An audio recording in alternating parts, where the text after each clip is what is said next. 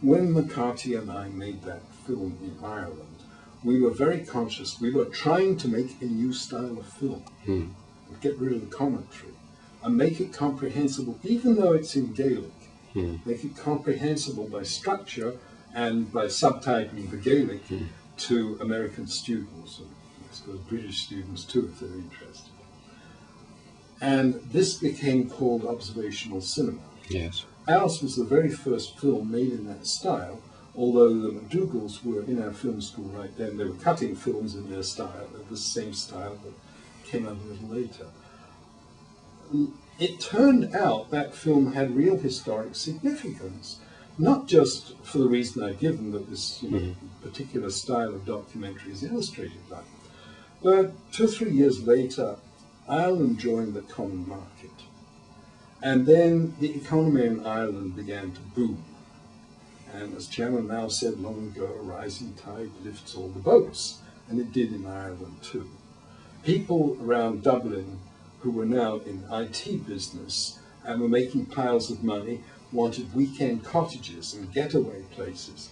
And so they went to Dunquin, they bought up old cottages, fixed them up, or built new cottages there. You can get there in a 5-hour drive from Dublin, after all. They employed lots of local people to help in all this reconstruction.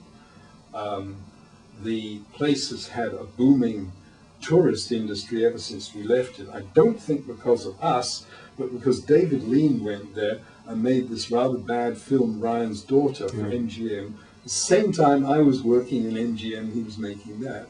I believe he saw our film, or one of his minions did, and that's how they got the idea they'd go and shoot in that village. But from that and the general development of the tourist industry in Ireland, this place now has a good standard of living, lots of money.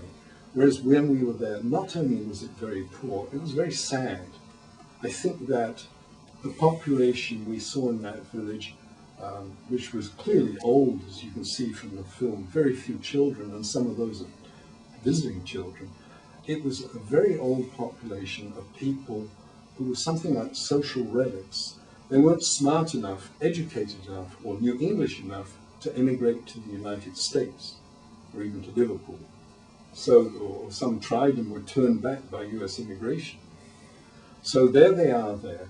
And you'd see in a house 2 or 3 old men and 2 or 3 old women living together, and you'd think, oh, that's nice, you know, in their old age they got together and they're supporting each other, and you know, when one of them's widowed, the others will support them. And then you discover none of those people has ever been married. They're a bunch of brothers and sisters, and they've been living together since birth.